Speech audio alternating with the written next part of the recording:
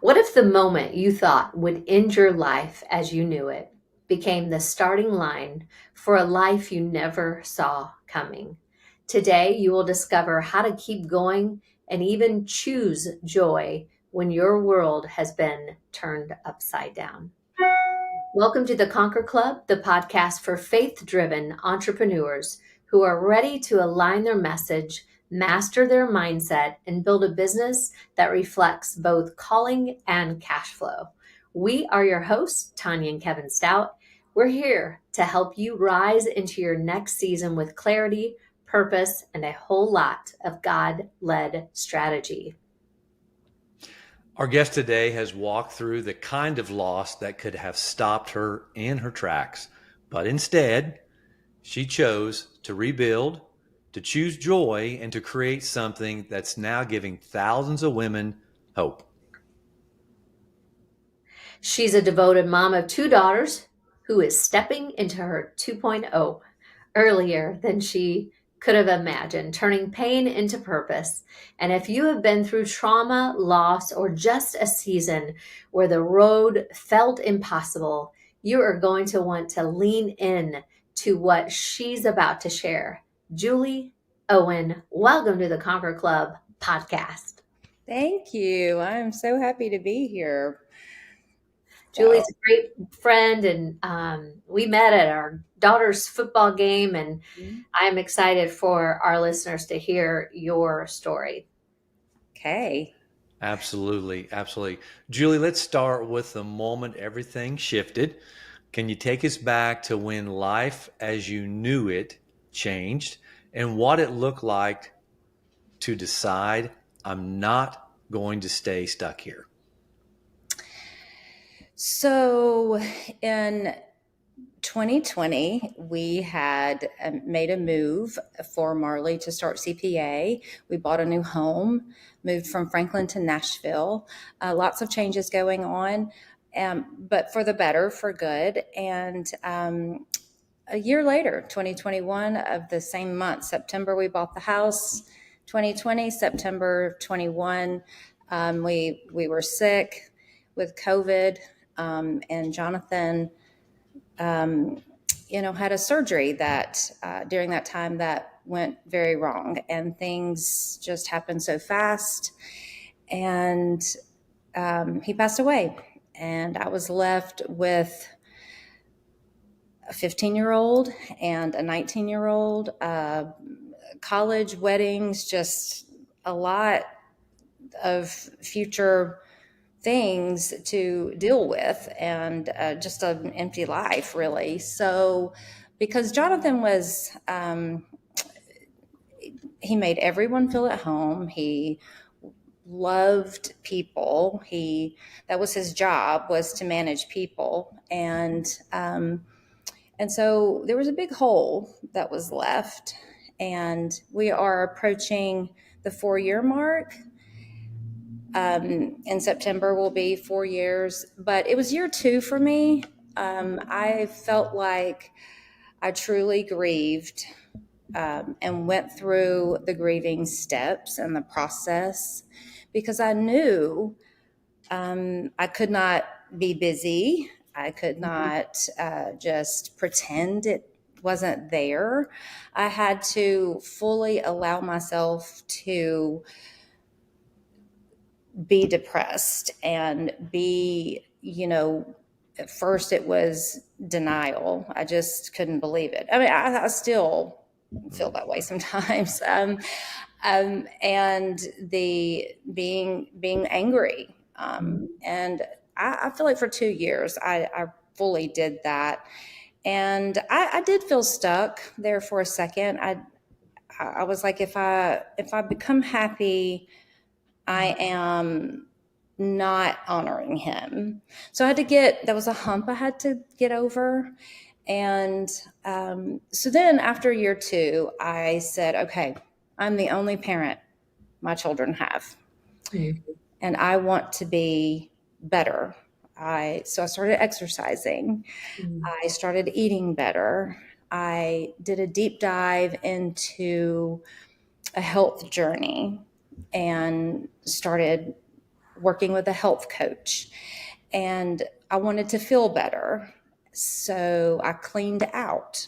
I was trying to clean out my heart and my soul, as well as my surroundings, my closets and just all of that. So things have been better since then. They really have. Not perfect. I would say I'm 80-20, 80 good days, 20, percentage wise, 20%.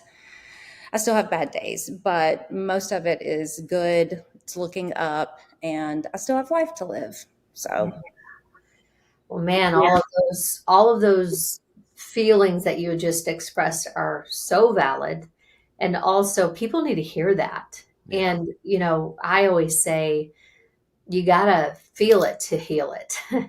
Because sometimes, in our society, it's like you got to move on, or people put a timeline. And I know there's steps in grief. I can't even pretend to know like but I would imagine that everybody's grief process is their own in regards to timelines and so forth.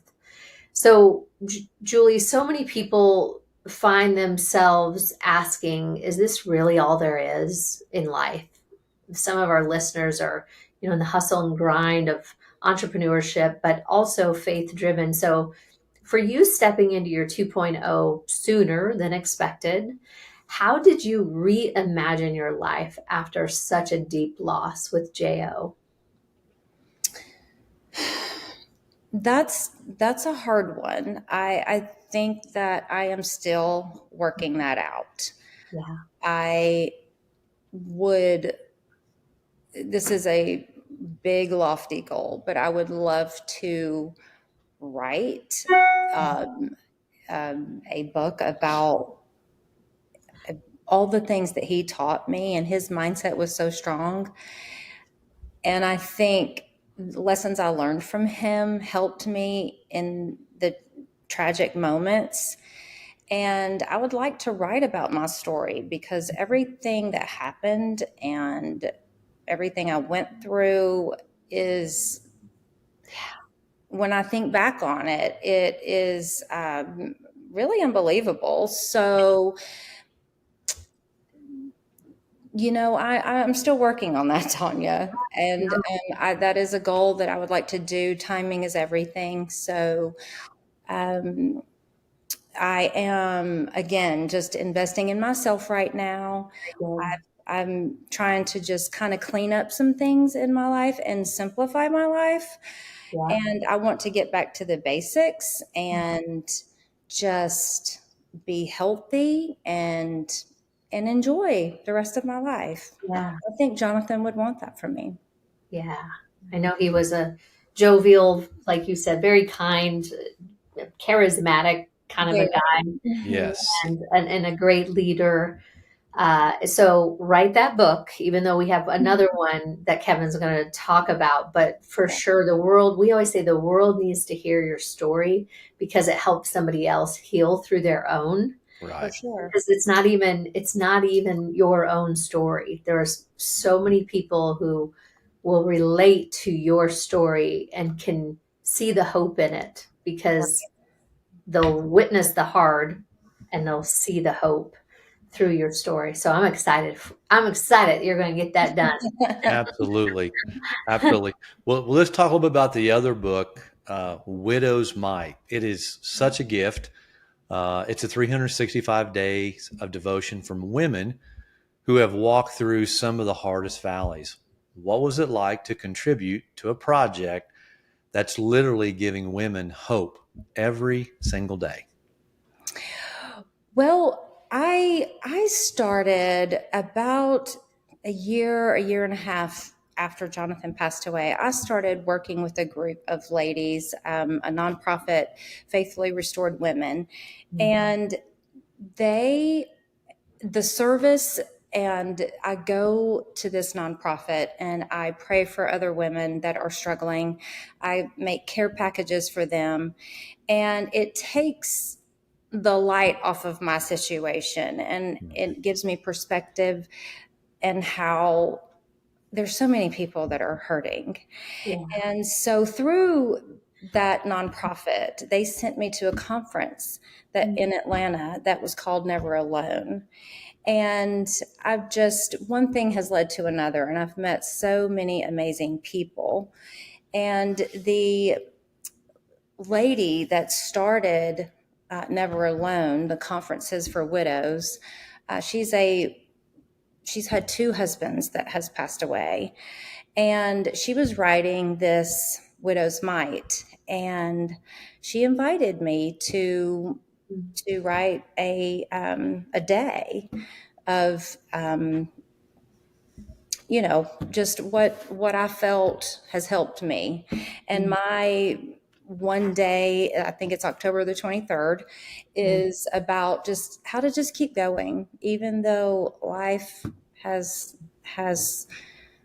made you pivot and you've had to just rearrange everything, fruit basket turnover. You just have to keep going, and one day at a time. I mean, there's a lot that goes into that, Sure. but that was kind of my thing, just about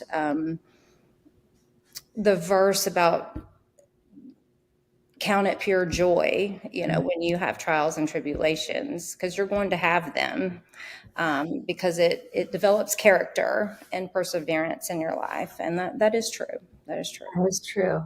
So let's talk about the joy. So a lot of times people will talk, Julie, about finding joy, but you speak about choosing it, right? Yes. What do you think that looks like in real time when you're grieving and facing trauma? Like hearing that verse, I would imagine if I read that verse, like, what's joyful about this? Is it joy in the circumstance, joy because of the Lord? Because I know you're not joyful because of what's happened, right? Well, it is a choice, and it comes from a mindset that you choose. And I would not say I was joyful in the beginning. I was angry. I was upset. I questioned God. I had very strong, real, raw conversations with God, and felt sorry for myself. Why did this happen? All of the natural responses. And so after you work through some of that, I will have to say it's actually Jonathan's words. He had written a note to my oldest daughter, and he signed off by saying, choose joy for your life. And those two words just jumped out at me. Wow. And I spoke a few times. His company where he used to work has created an award in his name. And that was the theme of one of my talks, was to choose joy.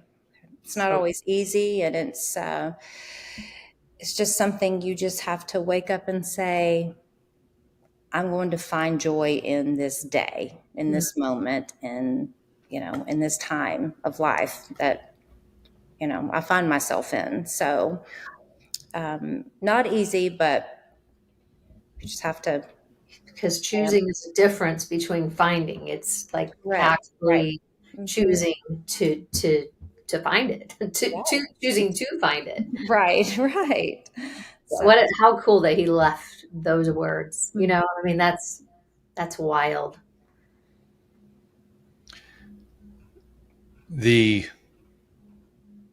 fact that he put that to your oldest daughter is something that she'll always have, plus your youngest daughter, plus you, and the next seasons of each of your lives. So that's a beautiful thing. That's why we are all encouraged to write things down and leave little notes and such. So that's really, really neat and refreshing to hear. So, well, many of our listeners are entrepreneurs who have certainly pushed through some hard seasons. And J.O., your husband, was a very successful entrepreneur himself. Much like many in our audience. Well, Julie, you've raised two daughters while navigating your own pain. How has walking this journey shaped the kind of legacy you want to leave for your daughters and your future family, your grandbabies? Well, it's not easy. And I will say through this, uh, it has touched things and relationships in a way that I had no idea that it would affect these things. And not all of them have been positive, and not all of them have been easy. And so I have just taken my time and learned to pause and just think through, okay, what are the basic things I know to be true, and rely on just hearing from God about what I need to do, what I need to say. Also, I am in the middle of that shift you take with your kids, even when things are normal, of I am no longer, they're making their own decisions at this point. Right. And so I'm more of a counselor, if you will. And so that's been different. And so if you add in the tragedy that we have had to walk through during this time as well, it's been a lot of moving parts that have not been easy. Finding a person, like a therapist or counselor that understands is difficult. They, if they have not walked through something like this themselves, then they fully don't understand. I don't mean to be curt about that, but it's just, even family members, they can be sympathetic, but truly don't understand. Yeah. And so Right. I want, I feel like we honor Jonathan really well, and in different ways. His company honors him with that award every year. Yeah. They bring me in to give it away. He's easy to remember and to honor, and he was a good man. And so his legacy speaks for itself.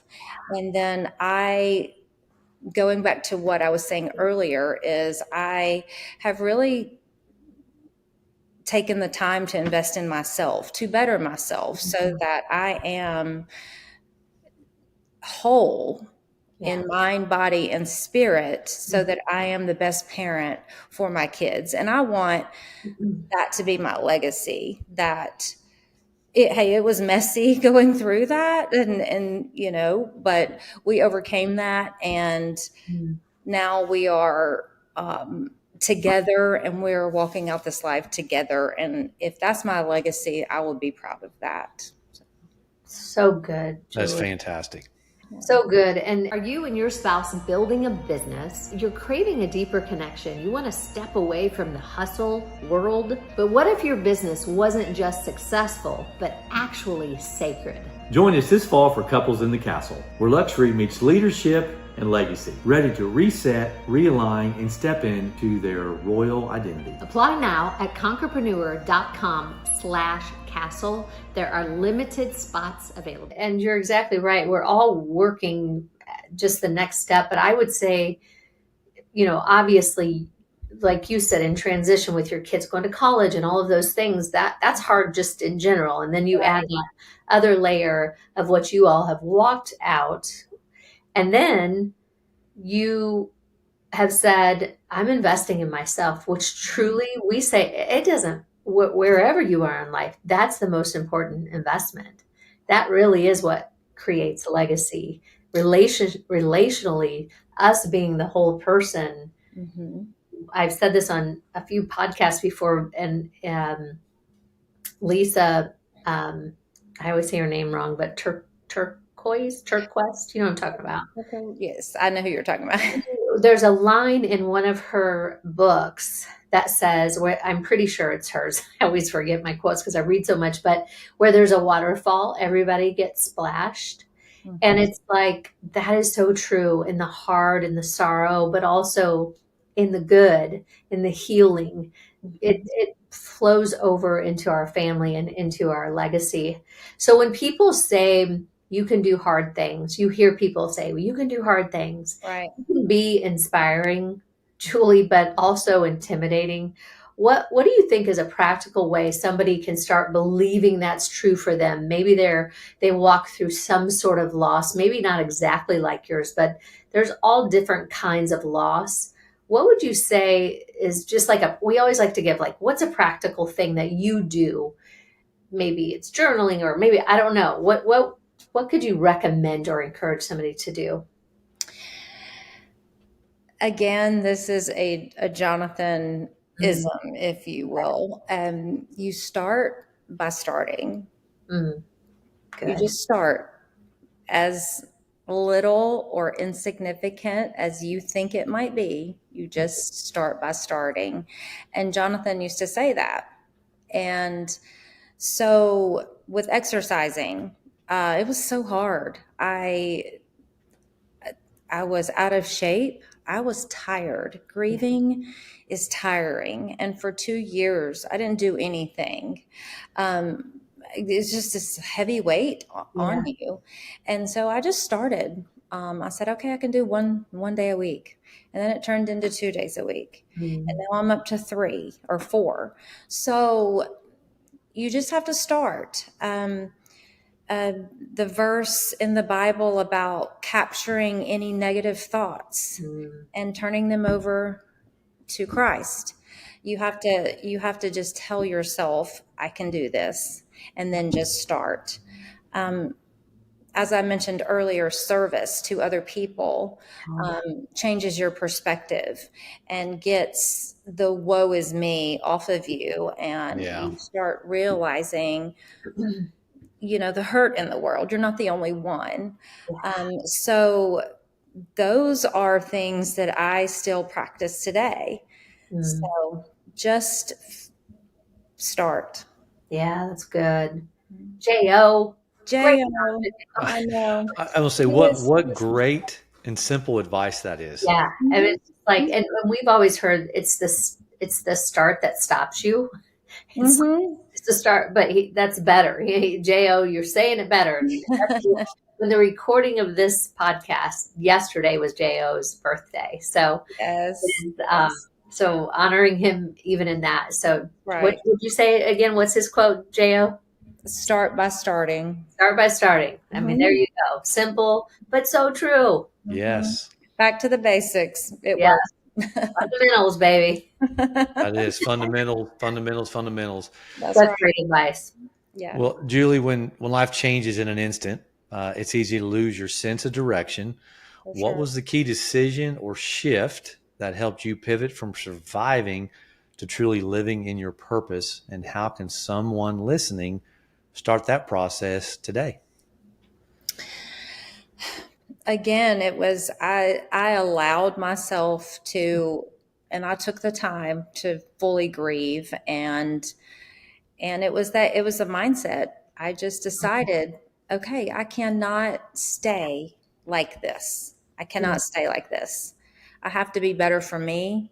I have to be better for my kids and my family, everyone around me. And so it was just a 2-year mark that I just made the decision that I was going to, however slow it might be, I was just going to start being better in all areas of my life, in my mind, in my body, in my spirit. And so I just was cleaning house and cleaning up, simplifying, and just taking it a day at a time, just to say, okay, I didn't really have a plan other than, okay, just look at all areas of my life and start somewhere. It doesn't matter. Just, So that's how I did it. Well, I think I mean, even in hearing that, you probably could answer this. I know when I healed through cancer, what I wanted to do, because there was grief in that, Mm-hmm. a completely different Right. kind, but I wanted to throw, when I tell you, everything away. Mm-hmm. Everything. Took Yeah. stuff off my walls. I was like, Mm-hmm. I just wanted to purge everything. And the counselor told me, do it. Just get Right. rid of it, just because I was grieving in the same, that same place. But that is such a beautiful portrayal. Like you said, you're simplifying, you're getting healthy, you're doing everything, like you said earlier, investing in yourself, taking things away that don't serve us anymore. Maybe they did for a season, but they're not serving you now. And I I'm think glad you brought that up because I failed to mention that, but that is true. Anything that was not peaceful to me any longer, whether it be relationships or things in the house, just anything that did not bring comfort and peace and was aligned with where I was going, was out. yeah, So it's a beautiful. it's really helped me. And if you will just start, one thing leads to another, right? I started eating better, which led to me getting a health coach, which then led to, taking lab work and learning where I was deficient and getting supplements. And I feel like a new person.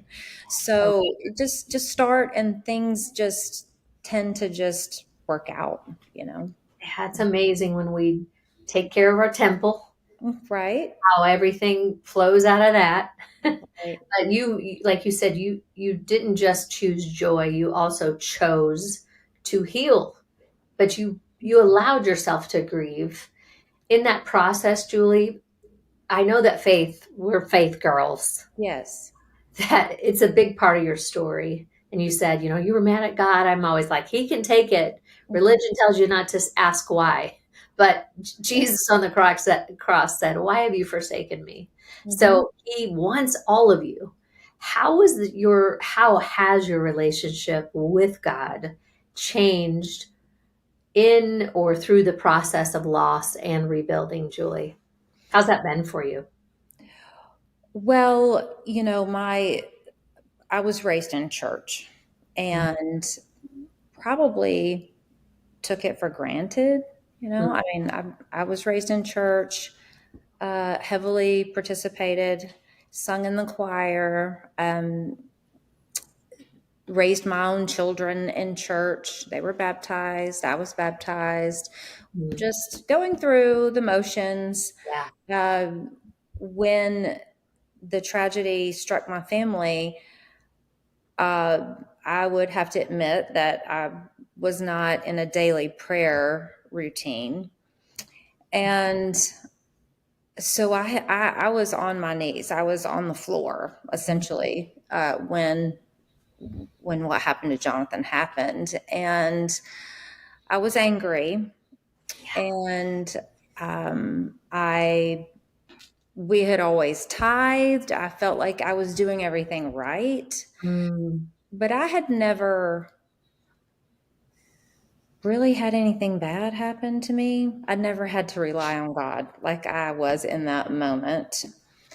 So when I hit my knees, and my world, I felt like, had ended, he met me there in my anger and everything. I'm getting emotional because I felt him as I laid in the floor, and I really had no words to pray for a long time. I couldn't even form a sentence to pray. Yeah. And but I felt him with me. I felt his comfort and his spirit there. And even when I was pleading for a miracle, the miracle didn't happen the way we wanted it to, Yeah. which was to heal Jonathan. Yeah. But he's healed now, and he's in heaven, and we're okay. We're going to be okay. Yeah. Whew, that is powerful. I mean, so would you say in that process, like you said, I mean, and I just love it because there's no condemnation, and like we weren't praying every day. He meets everybody where they are. And there are no words, I think, for certain situations. I just think it's a heavenly language we haven't discovered yet. Sometimes in gratitude, that you're so grateful there's no words to wrap, and sometimes in grief, that there's no words on this side of heaven for those situations. Right. And, for our listeners who have laid on the floor before, I know we have. I know you have. If you haven't gone to the depth of some sort of a pain, or maybe you're in it right now, he'll meet you where you are in your business, in your life, in your circumstances, and for sure, just like Julie shared, in your grief. I would add this, that again, nothing really traumatic had ever happened in my life. And I was 47 when tragedy struck. So I'd never had to rely on God, if that makes any sense. Yeah. Jonathan was a very strong-minded, strong in body, strong in every way person. And so I probably did it the wrong way. I relied on him. He was such a leader and guided our family, and just going through the motions of life. And I leaned on him, and I should have had a stronger prayer life, as I said earlier. But when I needed him, God met me there. And so everything I had learned about God in my childhood and throughout my life was true. And he, people disappoint you all the time, but God did not disappoint me. And he was there. He was trustworthy. He was comforting. He was everything that I had ever been taught in words. I found that to be true. So That's amazing. You don't like to figure it out that way. right. Right. The last way you want to figure it out, but man, what a beautiful testimony of Christ's love.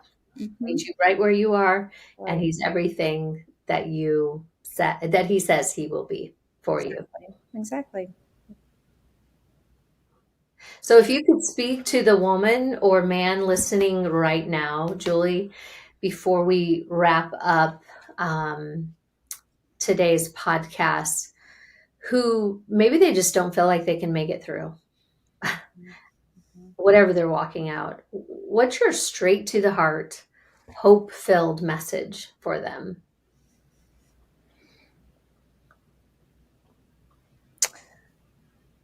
Keep going. Tomorrow is another day. I've had some of the worst days of my life. And then the very next day, I felt relief. So don't give in. Pick yourself up and just start. Breathe. Pray. And keep it simple. And also, throughout this whole process, I've had to give myself a lot of grace. I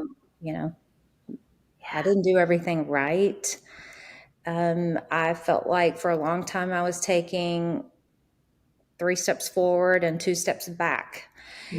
So, but in those moments where you feel defeated, just keep going.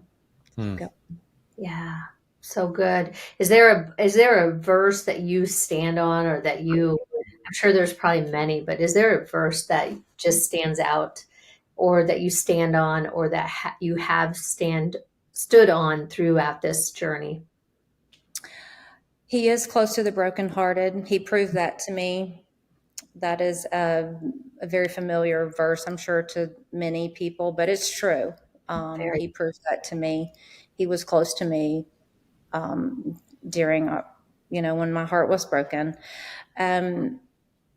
I was self-reliant, and just to be still and know came into play for me. I would self-talk and just say, be still and let him guide you. And all the decisions are on me now.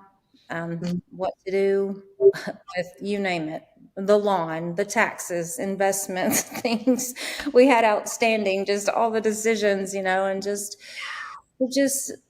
pray and listen and be still and let him do the work.